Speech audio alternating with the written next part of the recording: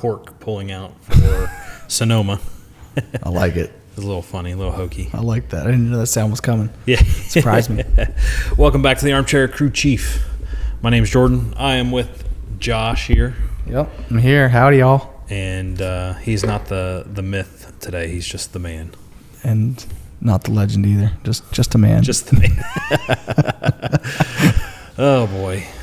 We had a wild ride at Sonoma. Yep. We'll get into it. Let's go ahead and start off with our normal jokes here, our ChatGPT sponsored jokes. I wish they actually gave us money for this, but hey, whatever. Why did the driver bring a ladder to Dover? I don't know. Because he heard it was the Monster Mile and wanted to meet the monster face to face. It's got halfway potential. Yeah. What's the scariest thing about Dover for rookies? I don't know. It's not the turns. It's realizing the monster doesn't break for anyone. Why are we talking about Hosoar like that? Oh, my bad. Wait. That's right. Their new soundbite for Hosoar. He's such a disappointment. Oh, man. We got some good stuff about that coming up soon. Why don't drivers tell secrets at Dover? I don't know. Because even the walls have ears as they talk to Miles the Monster.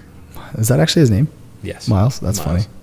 I still like Tricky the Fox. I think that's cool. Yeah. I don't remember that from the other year. Like I don't know, it just hit me this year. And I was like, oh, his name's Tricky. I was like, Yeah. that's really fun. Tricky from Tricky the Yeah, I like it. Triangle. I like it. Yeah. It's really cool. We should do a like a mascot rundown of like All the different. how many tracks have mascots and what their names are and that kind of thing. We should get our younger podcasters on that and have them do a review. Right. Yeah, exactly. Do it 11 out of 10. I don't know. That might turn into 11 out of 10. I don't like that one. Yeah, that might turn into like a 4-hour excursion there. We'll do. I don't know how many there are. I mean, what do you think there is? Like 10 of them have mascots maybe? I don't know. That's a good question. That's something you guys can all look at and write in. Yeah, exactly. Yeah, let us know. All your spare time. Moving on, as we were talking about, Sonoma road course. Last road course, we got 2 more road courses left, and they're not coming up yet. So, Got a little break. Yeah, a little break from road courses. Going into Xfinity, we had I didn't watch this race too much with Xfinity. I was not privy to it. But it was the Pit Boss Food Max 250. So Sonoma's a 2-mile track, just for all intents and purposes. I have some interesting stuff about Sonoma we'll talk about later. But our stage 1, we had the 41, 21, 8, and 00 was our top 5 there. I think that's right. Did I count that right? Yeah. Yes. And then stage 2, 27, 8, 00, and 1. So our top 2 were not in there. And those are our 1, 2 on the pole starting. Yeah. So they were going for the win. They're out there flipping the stage. Larry Mack. Yeah. Not even third was in there. I mean, the closest was... So we'll go ahead and say it. Our winner was Connor Zilic. It was a decent battle with Shane Van Gisbergen. They both ran. So Zilic ran 46 laps. SVG ran 24 laps. If I did that right. That's right. And then Jones led a couple laps, and same thing with Sam Mayer. But yeah, it was average speed 81.176. We had one person fail to qualify, Austin J. Hill. That's so confusing. Not Big Country. So funny. That is weird. Like, what are the chances? His alter ego. They only had 2 cautions, so So he's probably a nice guy then, is what you're saying. Yeah, probably. They only had cautions for the stage, so it was a clean race. Again, I mean, this Cup and Xfinity, in terms of yellow laps this year, I feel like is less than normal. Yes. It's just been not clean racing. Right. So Zilic beat SVG by 0.438 seconds. SVG started from the pole, led 24 laps, nearly pulled off a late pass, making contact at turn 7 before backing off. And then Sawalich finished a strong third, 13 seconds behind. behind. Yep. And then you had Pickle Nick Sanchez, and Riley Hurst, 4th and 5th. Moving on, this marks Zilich's 3rd win for the season, tying him atop the leaderboard with Big Country, Austin Hill, and Allgaier. Junior Motorsports extended their dominance. This was their 10th win in 19 races and 4th 1-2 finish of the season for the team. 5 rookies cracked the top 10 with Zilich, Sawalich, let's say that 10 times fast, Sanchez, Taylor Gray, Carson Quaffle, making it a record for rookies on a road course. And there were no issues post-race except for a few lug nut violations. Moving on into Cup, this is where it gets a little spicy. Multitude of reasons. Mm-hmm. SVG he pretty much led the race, kicked some butt, won it, started from the pole. Briscoe actually gave him a run for his money, a lot more than I thought he would. Yeah. I think he surprised several people, honestly. Right.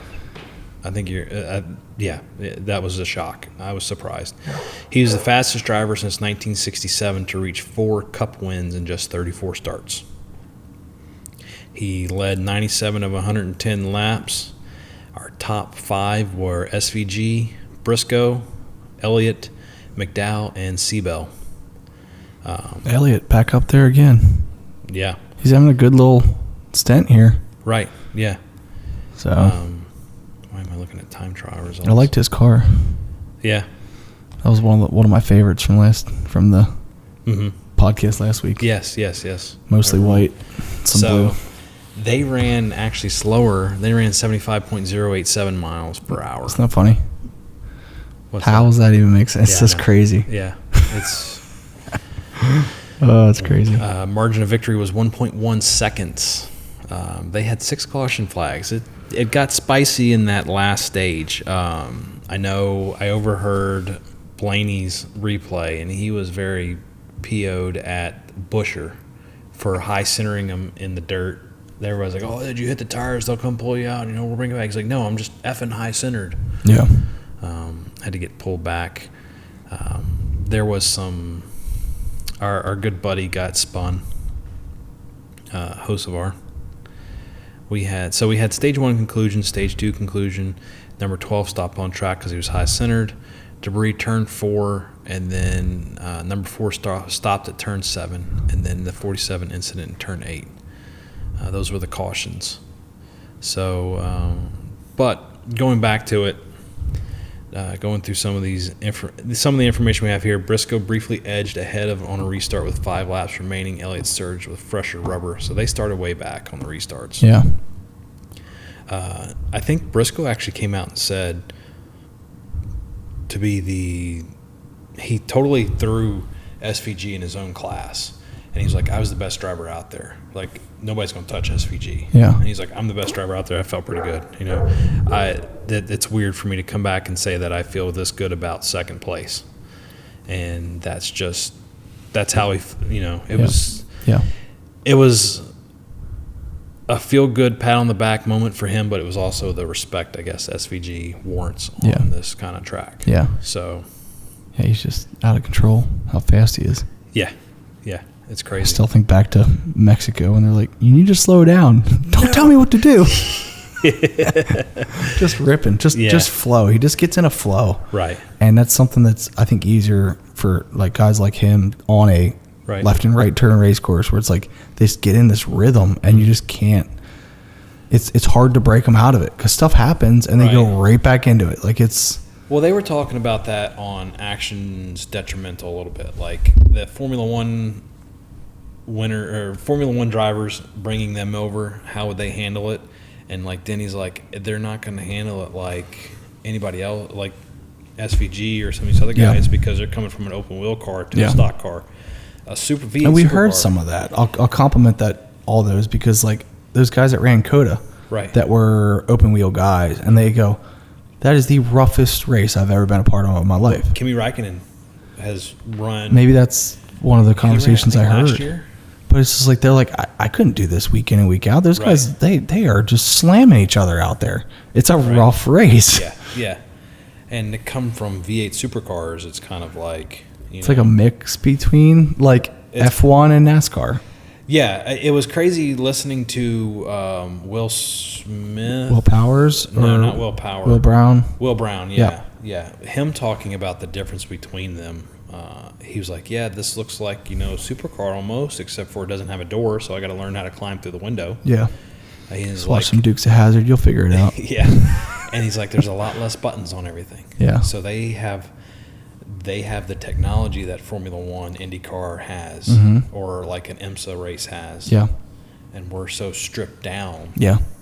That it's. I mean, they literally have 10, maybe switches or so inside. Maybe. Like engine start, fans, yeah, like you got different, fans, engine start, fuel pump. They have a brake bias valve. And then you microphone on the steering wheel. And there's one other thing you can do. You can do an internal track bar adjustment. Then remember we were talking about if you listen to the MRN or PRN, whichever had Pocono, they were talking about Briscoe having his auxiliary fuel pump. Yes, so they have the fuel pump switch valve that they can get an extra little bit out. But they said with this car, there's not actually much of a difference. Right. Yeah, you have two fuel pumps. So you have a fuel pump switch, start switch, engine ignition switch. Like ECU, yeah. Then you have fans, brake fans. And that's about it on switches. And then you have your brake bias dial and track bar dial. That, and then what's the track bar dial do? So in the back, they have it set that they can make the big adjustments by throwing the wrench in the window. Okay. But this will make smaller adjustments in the car. Is it like an electronic motor of some sort that moves the bar if I remember up, down, left, right, something like that? Yes, maybe? it moves it. It moves the one side up and down a little more.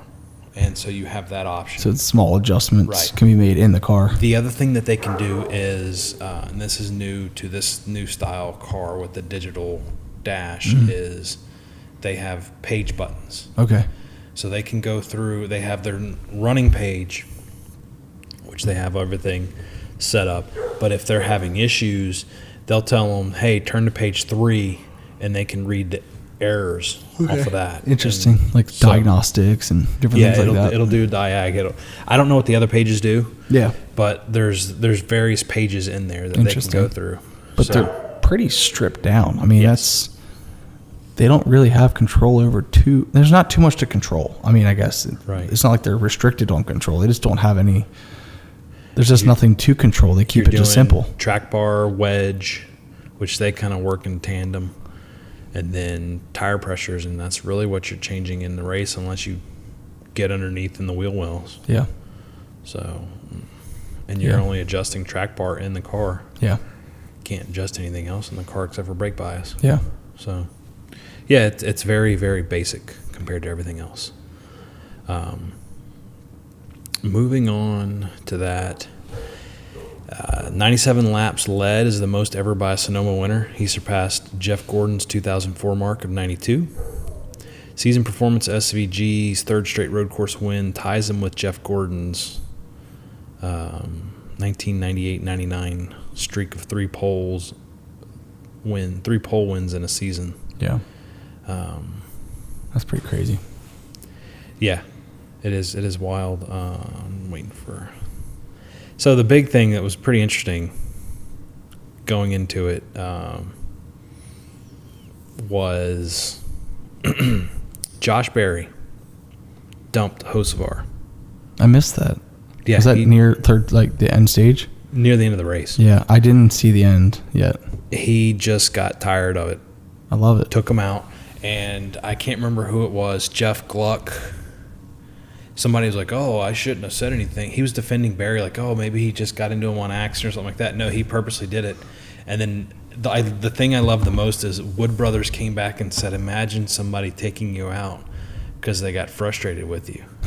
And they replayed whenever Hocevar took out Burton last year. Yeah.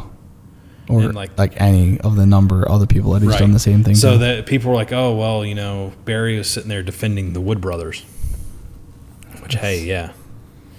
That's funny. I'm glad I missed that. I've been having a favorite part of the race, and that makes my day. Yeah. Then we get to... Womp, Wait, there's more. What? Harcevar got wrecked out?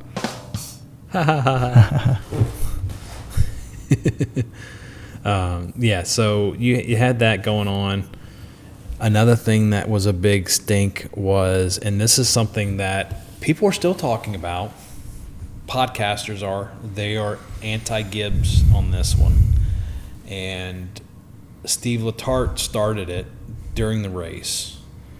But when you go back and listening to Denny and Joey, they play devil's advocate a little bit. Play both sides.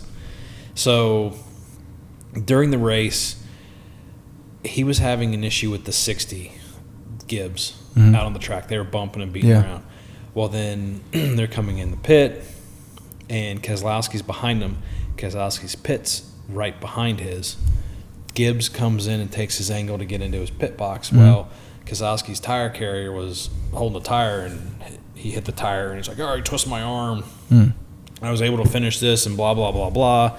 And then you can see the interaction with the crew members for both teams. Yeah. Like, they were getting heated. Yeah. And people were like, oh, and Steve Letarte started, oh, he shouldn't have done that. He's going to have to get penalized. He's going to have to, blah, he shouldn't have done that. That's putting a team and a person in jeopardy and hurting them and this and that. And they go back and they watch the overhead and they show it again. They're like, oh, no, there's took an orange line, right? Isn't there cut-in line? No, there's no cut-in line. Okay. So they're like, but he took the angle like he should have. Yeah. He didn't do anything wrong. Right. It was just that the new rule says you can't, and this new rule is not really a new rule, but it pretty much says you cannot stand on the pit wall anymore and jump down. Okay. But you can stay in the pit box. Okay. So they're trying to get a competitive advantage by staying in the pit box to do the tires and everything like that. Like, well, he slowed us down. It's like, well, no, duh. Yeah. You were in his way getting to his pit box. Yeah. It's going to create issues. Yeah, and so there's a lot of podcasters that are like going after Ty Gibbs for this issue and saying it's his fault, where like Denny and all them said he's entitled to it. NASCAR said he was in no wrong. Yeah. But yeah, we got to take the people's safety in consideration. Yeah. But he was all in the right. He followed the rules. Yeah, exactly. Yeah. So that's the big stink with that. I mean, I was flipping through social media today, and they were complaining about it. No doubt. And it was just like, one guy's like, I'd like to punch that 54 driver in the face and all that. I'm like, come on. He's come a long way. I mean, he didn't do, like I said, he didn't do anything like his wrong. Off track, like he used to be kind of arrogant, a little cocky. Yes. And he's come a long way. Like, very much so. I feel like last season he really got like kind of knocked down some pegs. And he hey, he turned it around. He's a good competitor now. Right. So I'm all for it. Yeah. So that was the big thing with the race and how everything happened there. That's essentially the 4-car got spun around. He got hit by, I thought it was somebody else, and it was a big mess on a restart. They were going into a turn. I think it was 11 going to start finish, and it was just like a bouncy, and something happened, and somebody bumped into Gragson is what I saw, but Rebecca saw it differently, where the guy came down on him or something. I can't remember who it was off the top of my head that caused that accident. But yeah, there was a big accident there with that going on. So it was a mess. It was a mess. And that's why Gragson got taken out. Yeah. Cody Ware lost a wheel. They replayed it, and you can watch the lug spin off and fly off, and then the wheel. Gold wheel made it to here. I'd love to have one of them things. But yeah, that fell off. The back passenger side, back right, fell off. So he's got the suspended people. Yeah, but, right. It was amazing that he made it 3/4 of the way around the track before the wheel decided to fall off. Yeah. We're like on, an oval, that thing's popping off. First turn, it's gone. Yeah. Once you straighten back out, she's done. She's like, exactly. See ya. Right. I'm going to head out now. Off to find some yellow flags. What happened to Larson? He just sucked. He's the last running car. He did not have it. No, he did not. That was my pick. Yeah, I know. I remember that. Well, maybe I picked him for last. Is that what I picked? No, keep dreaming. We're not playing backwards day. I guess we have it recorded, so I better not. Oh man. Yeah, he just didn't do so hot. Like, it looked like he was going to start running well, and then he just started falling back. Yeah, and it's just didn't have the car, didn't have the driver. I think it was the driver. Maybe he got into the wine before he got racing. Yeah. And then we had our in-season challenge. Speaking of drinks, I think it's time to crack the Mountain Dew Code Red open. Do it. We need a sponsor for that too. We have all these little sponsor ideas. Now we just actually need people to sponsor it. That'd be cool. I would take Mountain Dew. Cases of Mountain Dew, Pepsi Zero. Regular Mountain Dew is a breakfast drink. Regular Mountain Dew. It's got orange juice in it. So does this. Tastes like it has grenadine in it. It probably does. I think this has orange juice in it too. Yes, it does. Orange juice. Breakfast drink. Boom, right there. But also, in Europe, this is considered an energy drink. Yeah, their standards are different. They're a little bit better than ours. They do have better standards than ours. Healthier standards. Yes, that's true. But I don't want the government telling me if I can drink or I can't drink sugar, so America. Yeah, but I'd like to have the government taking out the PP shrinking dyes and stuff like that. So yeah, there's a balance. Yeah, and we're back on track. Yeah, there's a good balance there. Yeah, so in-season challenge we had. Let's see, I have who's going to be going. So we're down to the final four in the in-season challenge. We had Bowman versus Ty Dillon. We had the legacy cars going against each other.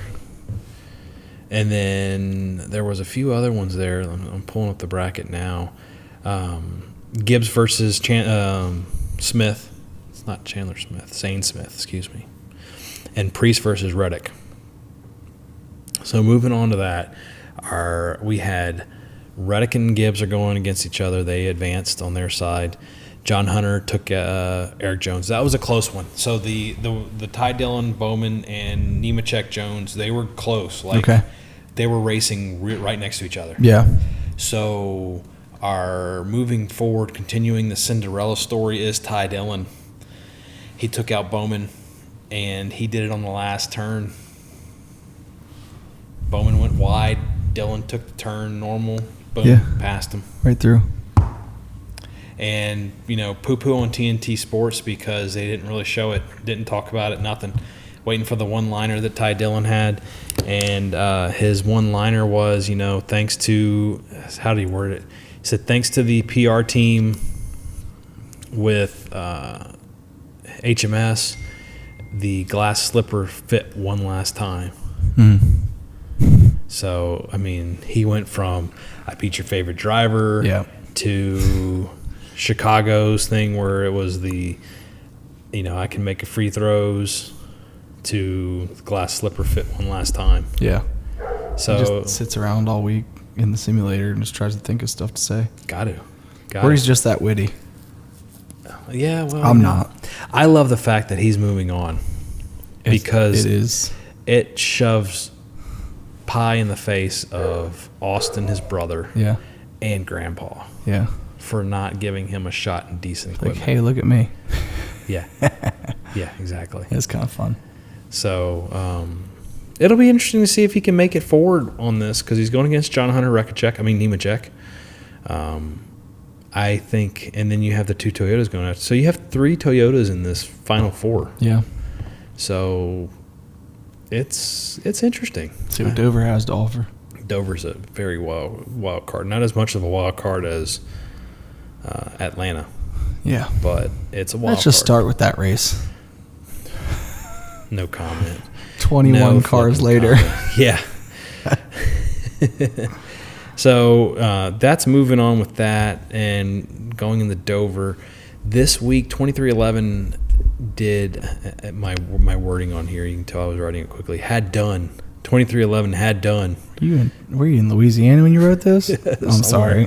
Somewhere, maybe Texas. Maybe Texas. We are the Wild West in our VBS. That's right. That's right. They started. I couldn't think of I don't remember an injunction. I think they filed another injunction against NASCAR to keep their charters. This is a big question coming up, and nobody's, as far as I can tell, and maybe it's because I'm not looking deeper. Yeah. Nobody has brought up the question. They're always saying they're saying that if NASCAR takes them back, they can resell them, and they may very well resell them. My thing is, though, this is due to an injunction. What happens if Front Row and 2311 win the case? Yeah. And you already sold the charters. Yeah, right. So I think you're walking a tightrope that nobody wants to mention. Yeah. The whole thing seems so tricky. It's just like, it's kind of like playing by rules that nobody knows, and or making them up. It reminds me of Big Daddy, and you remember whenever they were playing I Win. What's the name of this game? I Win. Yeah. Yeah, it's just like yelling at each other, saying the same thing back and forth. Yeah.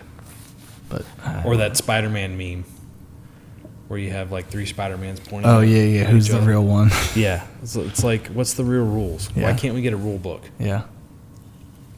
It is interesting. I'll be curious to see what happens. And we can't be the only ones screaming, like, where's a rule book? Why can't we have a rule book? Yeah.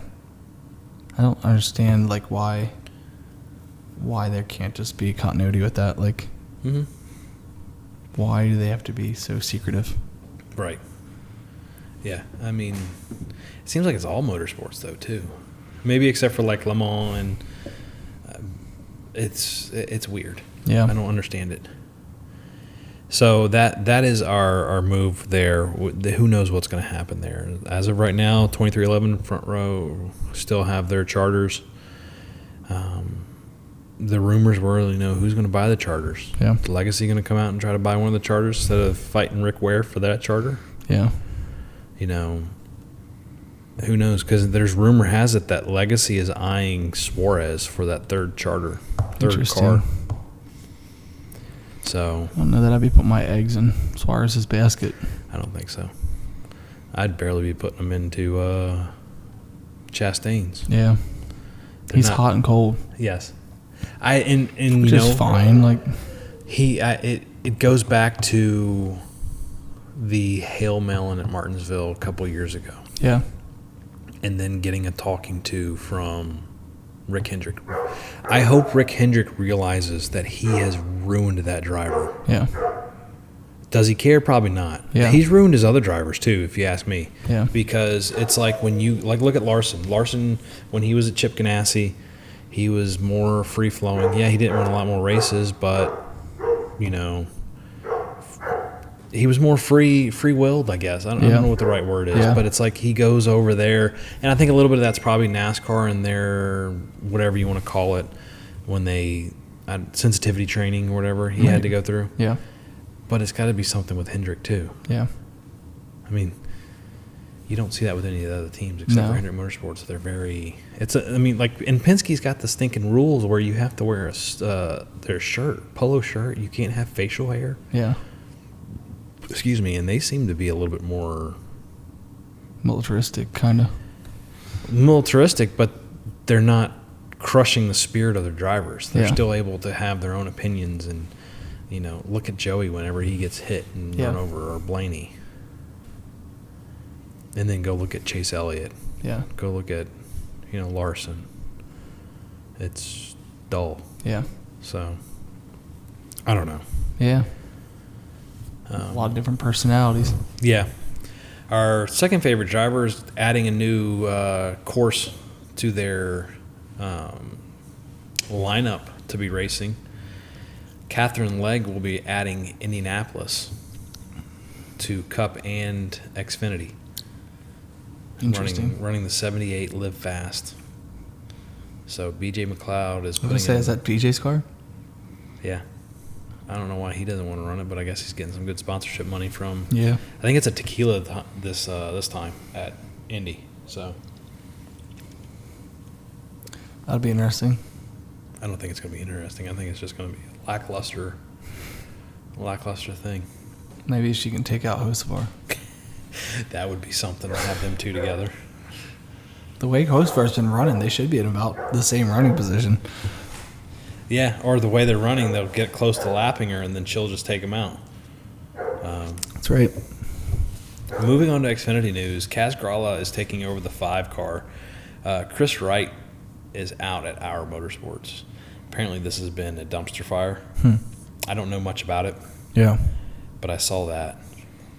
I also saw the news that Raja Karuth's going to be running Xfinity this week, as well as Ryan Truex. Nice. So can Ryan Truex go 3 for 3? Yeah. He's not in a Gibbs car. He's in a Jordan Anderson car. So both Raja and Ryan Truex are both in Jordan Anderson racing cars. They're Toyota manufacturers, but would Coach give the equipment over to Ryan to see if he can go, 4 for 4? Yeah. I doubt it, but you never know. I don't know who else is running that car, or who else is running for the 54 or whatever it is for that. But that's. I think Raja will be moving to Xfinity next year. I don't know. That's a good question. It's a really good question. He's been pretty solid this year in trucks. Where would you put him though? Would you make Hendrick car full time and put him in that? Because would you throw him in a junior motorsports car? Because that's a Hendrick camp. They're kicking butt. They are. But who are you going to take out of Hendrick? That's the question. Or not, excuse me, junior. I mean, that's good experience, but keep Zilich out. Keep him up in Cup. Don't let him play in the Xfinity. Well, Zilich isn't. Is he? He's not up there. No, but I feel like he will be. If he does, then he could take the 88. It won't be long. There was somebody talking about how there's talks that he might be in Cup as soon as next year. Again, where's his spot? Like, where's he going to go? But I mean, there's 48. 48 has not renewed their contract. Interesting. It's open as of right now. He seems to have what it takes to be able to compete at Cup. So they're kind of like, why waste our time down here? Let's just get him in the big leagues and let him roll. Right. So, sorry, not Jordan Anderson, Sam Hunt Racing, and not the musician. I asked you that a couple weeks ago. Yeah, you did. I think it was all fair. I was like, is that the singer? Yeah, no, it's Jordan Anderson is Sam A. Hunt, not So Raja, Josh A. Hill. It's his brother. Yeah. So Raja is running for Jordan Anderson, not Toyota. So I'm getting my wires crossed. So he's running the 32 for Jordan Anderson. Ryan Truex is going to be running for Sam Hunt Racing in the 24. Sam Hunt Racing has Dean Thompson runs for Sam Hunt. Your favorite? Yeah, my favorite driver. We saw him at Pocono. Yeah, we did. He looks weird. We were really close to him, actually. Really, like I could have thrown something at him. Like a bag of chips? Yeah, a bag of ugly potato chips. And we don't mean like visually looking. We mean like literally the brand. Yeah, the ugly brand. Yeah, exactly. Uglies or whatever. Yeah. We were hanging out the hauler next door. Right, exactly. Good times. I'm trying to see here. Jake Finch is going to be running the 17. Brandon Jones, the 54 is what it is, right? 53, Joey Gase. 54, Taylor Gray is going to be running that car for Joe Gibbs. And that's pretty much. They have a couple cars that don't have anybody in there. Joey Gase Motorsports does not have anybody in their 53 or their, where was it? 35 car. It's kind of interesting. They have the 35 and the 53. You see that sometimes. Like opposite numbers on single teams. Right. Nick Letts is going to be running for SS Greenlight in the 07. Kaz, I'm happy to see Kaz Grala getting another chance. Yeah. I think he did well in the Cup Series, or not Cup Series, but in Xfinity. Yeah. I think he struggled a little bit in truck. He was running one of those open cars at Daytona when he run Cup Series. So, I don't know. It's one of those that we'll see how he does. I think if you put him in the right equipment, he can do well. So, just to see what happens there. And then in Cup Series, there's only one open car. I think it's Bilicki. He's the only additional car in there. So if I guess he gets into the race, he doesn't have to fight to get in. Yeah. But that's another big thing is people talk about why aren't we running 43 cars again? So anyway, anything you want to add about Sonoma and or news that you? No, I thought the racing was good. I mean, it was. I didn't see the whole race, but it seemed. I mean, it's hard to watch a race with domination, like it has been at road courses. Right. But in general, it's pretty good racing. There was some. I like rough racing. I like guys bumping and banging, and at the end, SVG almost got flipped around. Right. I think the racing was good, from what I heard, and I kind of tune it out. But people didn't like TNT's broadcast. Yeah. Like. I was reading an article claiming that TNT was making it boring. Yeah. So, be that as it may. I don't know. I think in a way you kind of get like new standards, and like Amazon did such a good job that I think everyone else needs to kind of catch up. Like they can't though. I know. Well, we say they can't, but I've said this before. Fox has their app. I don't know how much they use their app for extra content, just streaming. But NBC has Peacock. Yeah. And they've done stuff where, like how they have on True TV the qualifying, or the CW app. Yep. There's a good example. CW app will run qualifying.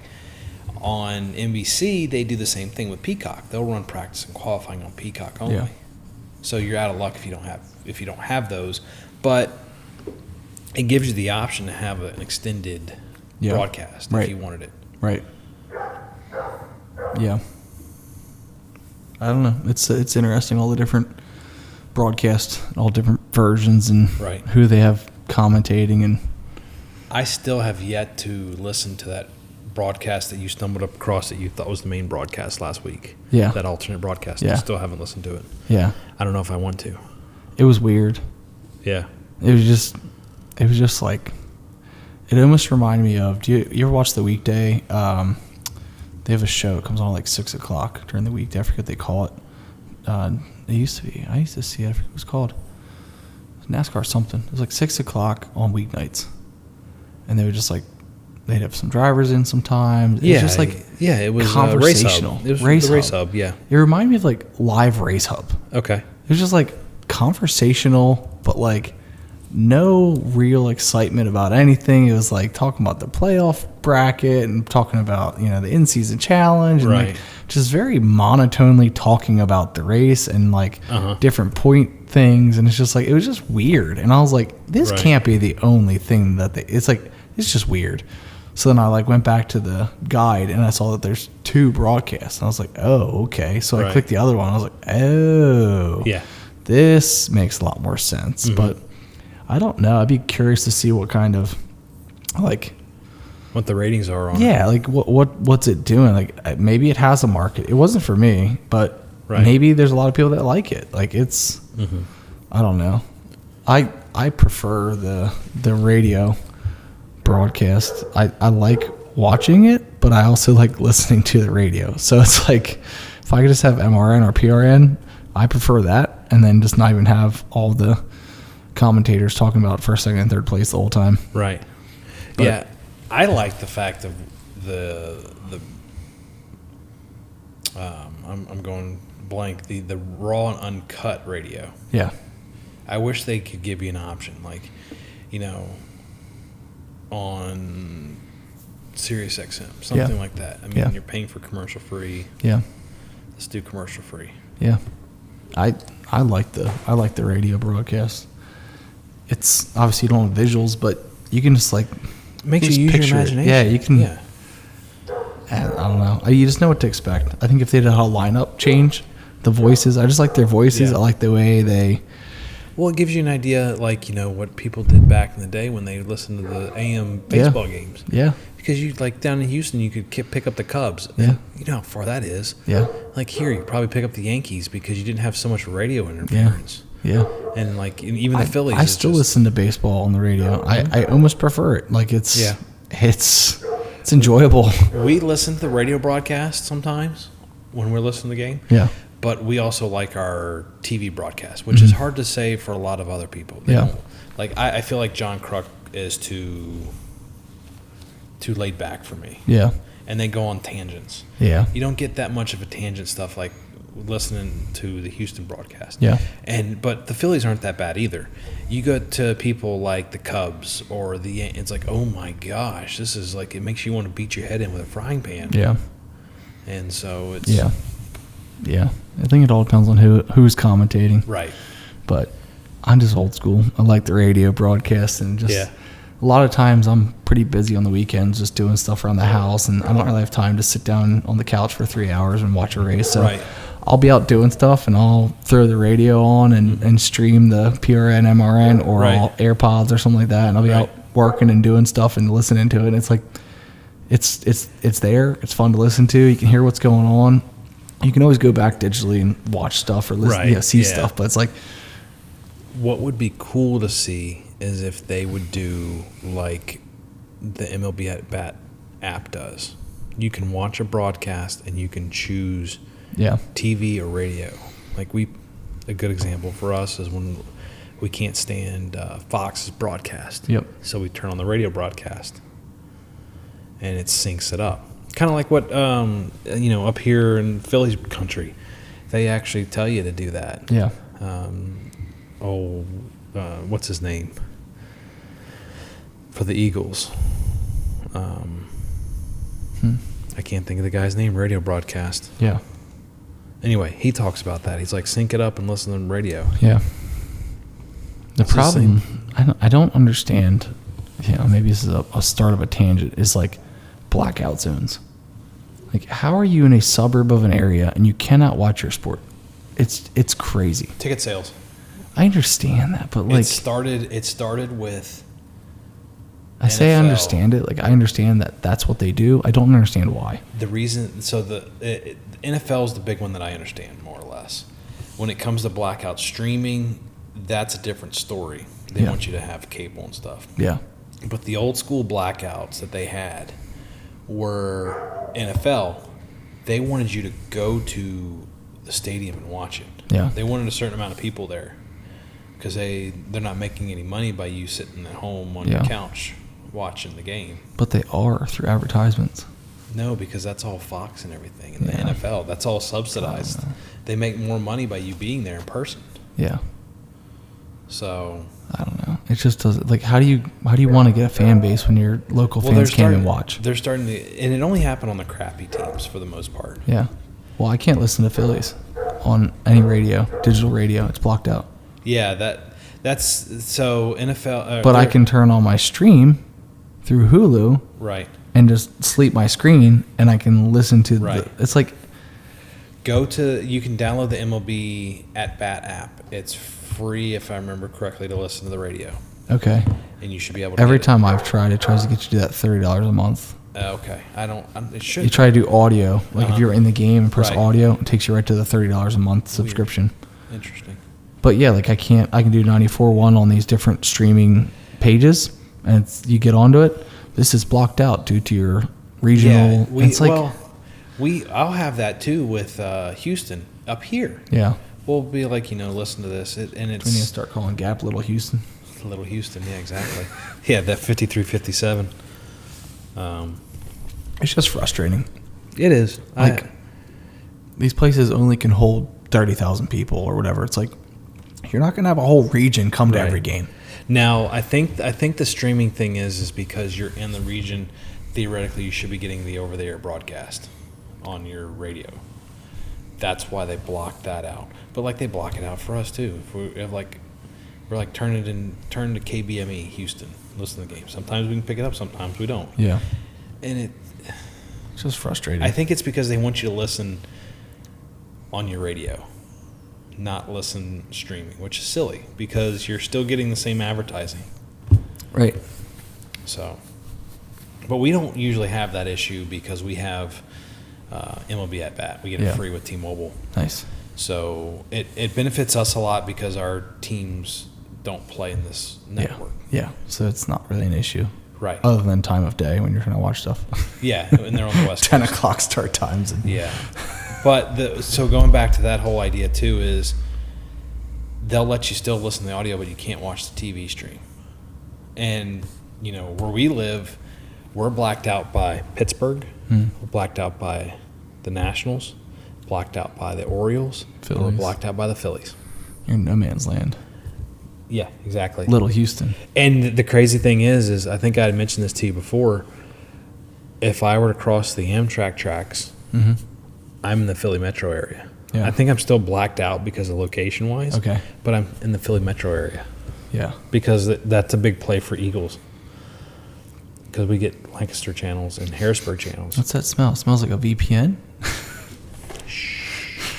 Time to move. Actually, no. We'll you can pick where you're at. We'll talk about that offline. I'm not going to incriminate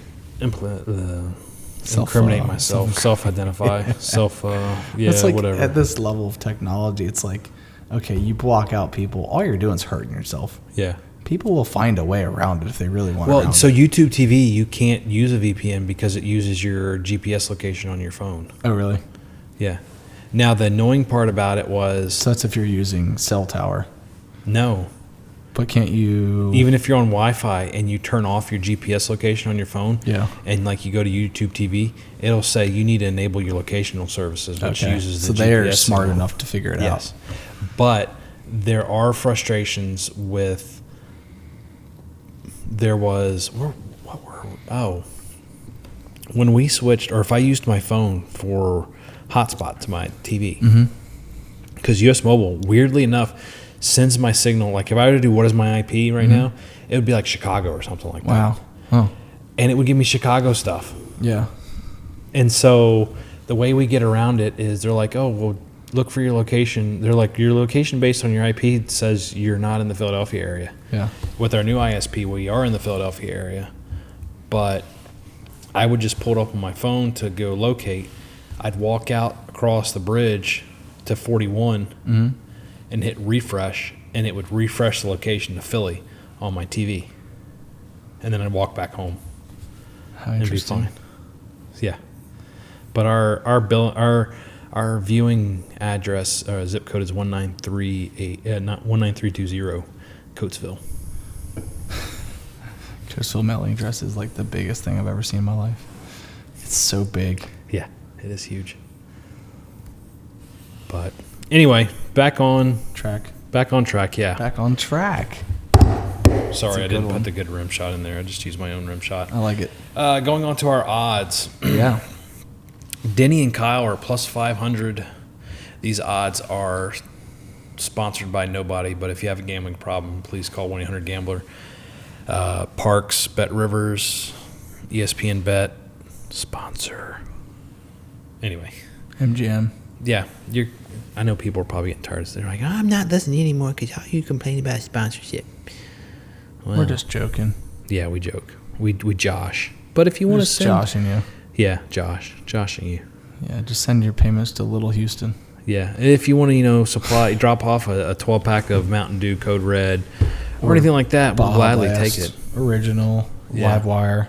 Whatever you want. All of the flavors. Whatever new one they come out with that's going to, target... 4th of July, surprise, whatever they have, that red, white, and blue one. Yeah, the Halloween one that comes out. There's lots of them. Voltage. Yeah. There's a lot. There's more than you realize. Have you heard about the theory for Mountain Dews? No. Okay, we'll talk about that after this. Okay. So let's go back to on odds. here. Yeah, we're going to the odds. So remember, plus whatever means that's how much you would win if you placed a $100 bet.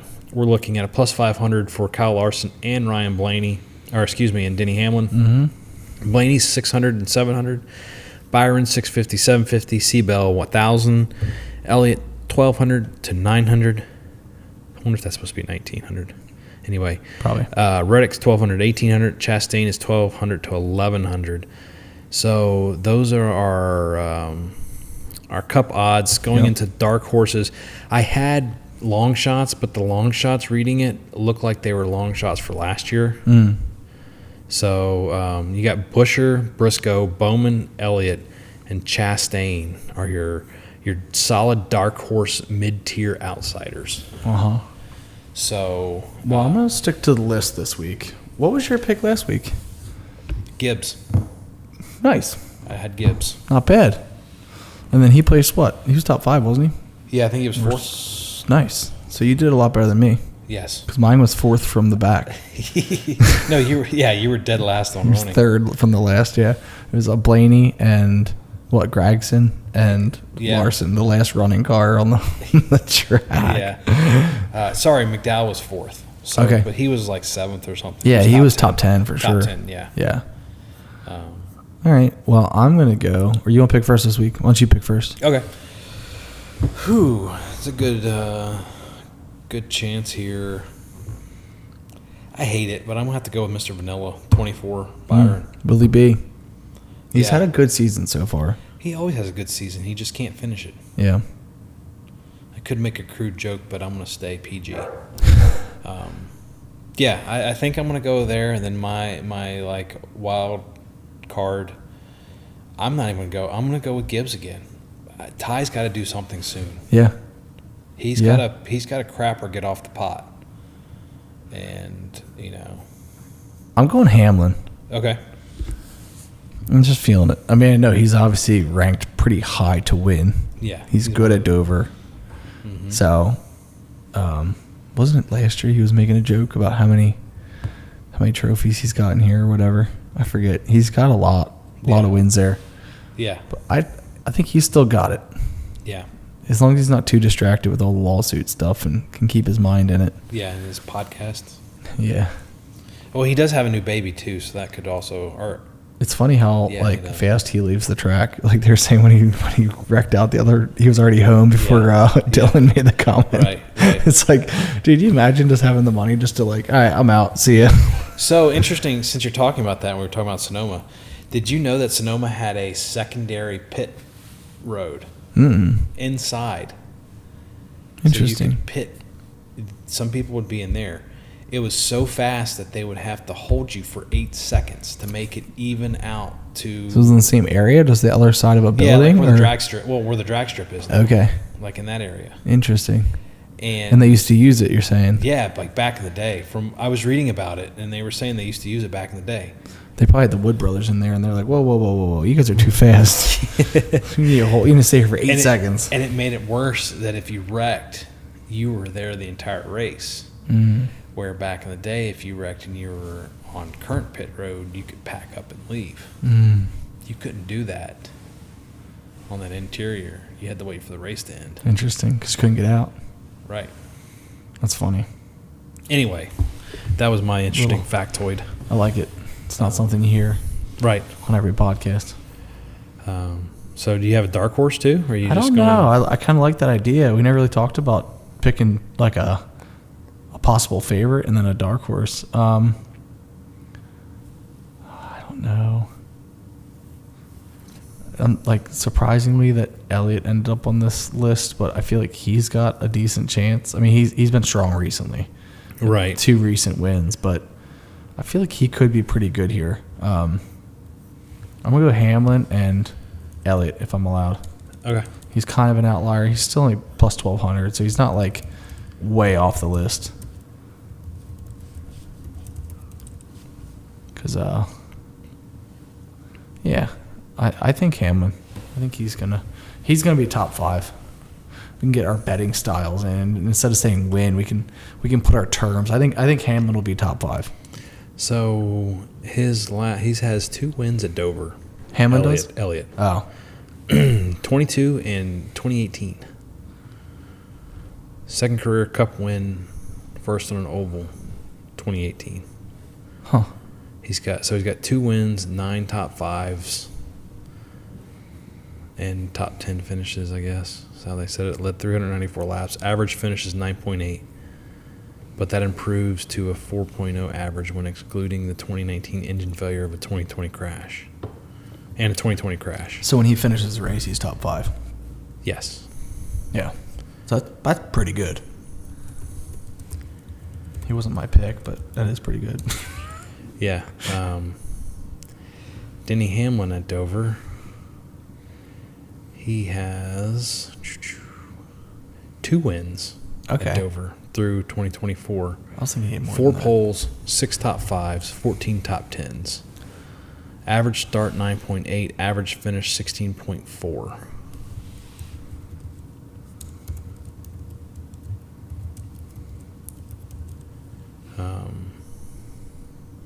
And then let's see if it here.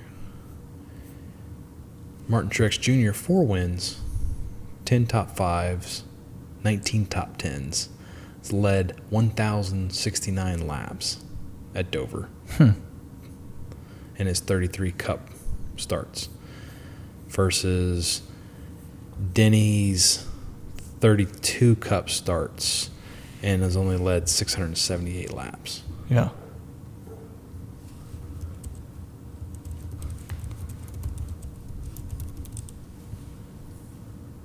Jimmy Johnson has 11 wins at Dover.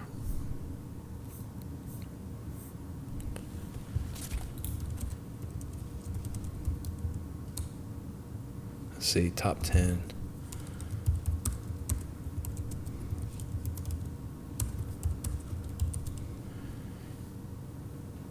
So you have Jimmy at 11, Richard Petty at 7, Bobby Allison 7, David Pearson 5, Gordon 5, Martin 4, Mark Martin 4, Bill Elliott 4, Truex 4, Rusty Wallace 4, Dale Sr. 3. That's your top 10 for wins at Dover. Interesting. I'm switching my outlier. Bonus trivia, Jimmy Johnson's led over 3,100 laps at Dover. Mark Martin has an average finish at 10.8 and 55 starts. That's pretty good. It's a lot of laps. Yeah, I'm switching. I'm going to go way out. I'm going far out.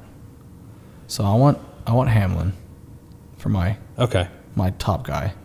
But for my Ty Dillon. No, not quite be that bad. I'm going SVG. Oh, that is. It's a small, rough track. And if he can get qualifying good, I think he can stay up there. Yeah, that is a bold move. That's a very bold move. Bold move, Cotton. Yeah. Jersey dodgeball. So, okay, here we go. This is top active drivers, excluding number 1. Number 1's just retired. Truex is number 1 at 4 wins. First win in 2007. Known as one of the Dover's modern masters. Just like at Martinsville, he took over. Martinsville used to be called Mark Martinsville, and then it turned into Martinsville for Martin Truex Jr. A lot of Martin going on. Yeah. Kyle Busch has 3 wins there. He's led over 1,300 laps in his career. Denny Hamlin with 2, Elliott with 2, Harvick with 2. Why is Harvick in here? Keselowski 1, Larson 1, Bowman 1, Seabell 1. Truex Jr. is the clear top active driver as of 2023, we'll say. Or 2024, excuse me. Hamlin and Elliott have the potential to catch up in coming years. Larson's arguably overdue for a second win based on speed and laps led. So there you go. There we go. I think Martin's. Well, I guess it was. Are Martin potato chips and Martin rolls, are they different brands? Yes. That's tricky. Pretty sure they are. Well, I think the potato chips, who also sponsor, what's his name?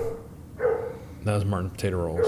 Oh, that's Potato Rolls who sponsors Ricky. Ricky? Yeah, it's Potato Rolls. Whew, this is getting so confusing. One of them needs to sponsor Martinsville. That would be cool. And sponsor the hot dog roll or something like that. I don't think. See, I think it would be the potato roll, not the chips, because I don't think the chips go that far. I think the chips are a Central PA, Southeastern PA type thing. Yeah. But the potato rolls, definitely. Are they? Where's the potato rolls based? Around here somewhere. It's in Chambersburg. Okay.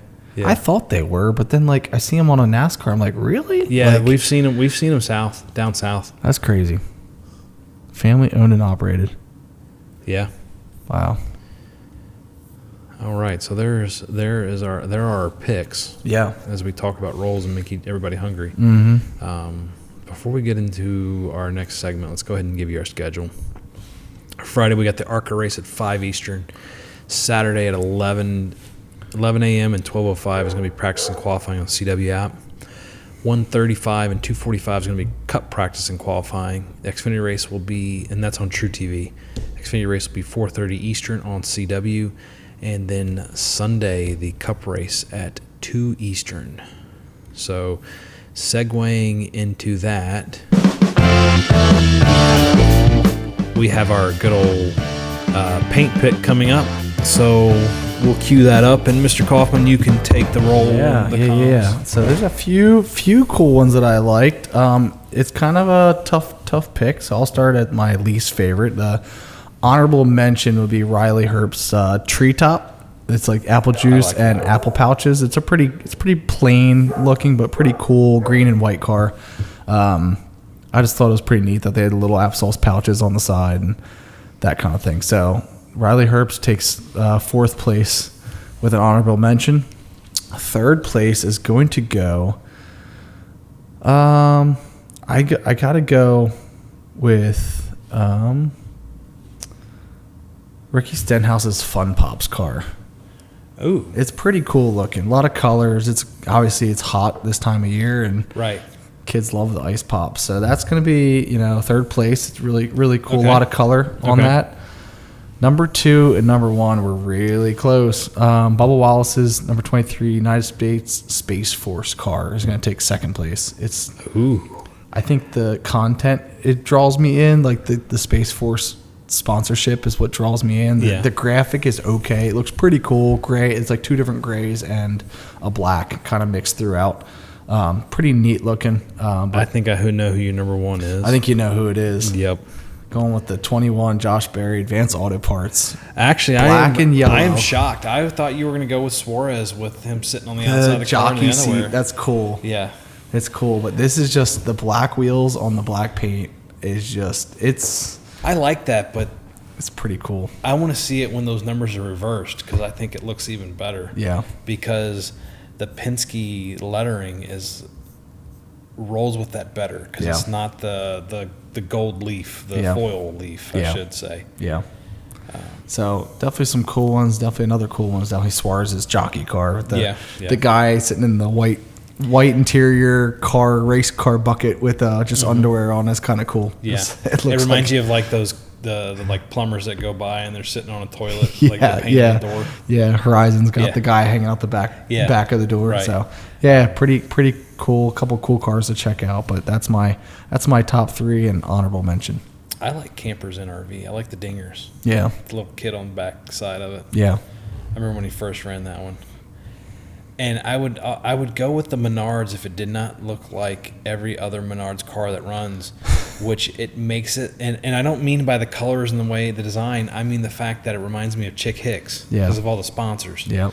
Like Brandon Jones is Chick Hicks. Yeah. John Hunter Nemechek is normally Chick Hicks, and he's running Hertz this week. That one actually looks pretty sweet because of the Legacy Motor Club coloring font. It almost made my list. Yeah. That's another pretty cool looking car. John Hunter Nemechek's 42. Hertz Toyota. It's got a nice gold front with a white transition in the middle to a white back of the car. It's a pretty classy looking car. Yeah. Speaking of Dollar Tree down below, they extended their partnership with Legacy Motor Club. Interesting. Extra side news that I just remembered. They got a Mountain Dew sponsor. I see that. Yeah. Why can't we have a Mountain Dew sponsor? I guess we're not a race team, so. Darn. Oh, biscuits. Biscuits. SiriusXM's lost its luster after they left Martin Truex Jr. and he actually won at Dover with a SiriusXM car on a Monday. He is Mr. Monday at Dover. Did you know that? I did not know that. How many wins were at Monday? Like 3. Oh, really?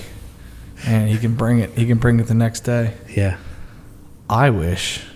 Speaking about Dover, I wish they would put lights up and do this race at night. Ooh, that would be slick. It's so hot this time of year down there. Like, I'm being selfish and I just want cooler weather. Yeah. But if they put lights up down there, it'd be. Well, I don't know why they don't have them because they have. So if you're not that familiar with Dover, they actually have an interior horse racing track, too. Yeah. So like, why aren't we running that at night? It'd be cool. So it'd be really cool. I love night races. Less heat. Mm-hmm. I love the transition of day to night. So I do like night races, but I want them to start in the sun. Yeah. I want the tires to change. I want the track to change. I want as much change throughout the race as possible. So I want to start an hour before sunset and let the race run into the night. That's my favorite. Yeah. So that is pretty much the gist of the show today. Yep. We are early. Hopefully we can keep going early again.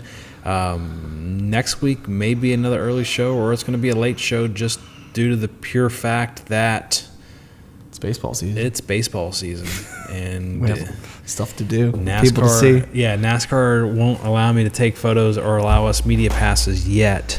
We're going to get big enough. With you guys' help, please like and share this podcast with everybody you know. Aunt, uncle, brother, sister, twice removed, even your neighbor you hate. Turn them onto this podcast and let them listen to it. Then they will love you. Or your dog. If they got ears, send it to them. They got ears, let them put it on their pup phone app and let's roll. That's right. So, yeah. Everybody have a great weekend. Thanks for stopping in. Yeah, we'll see you next time.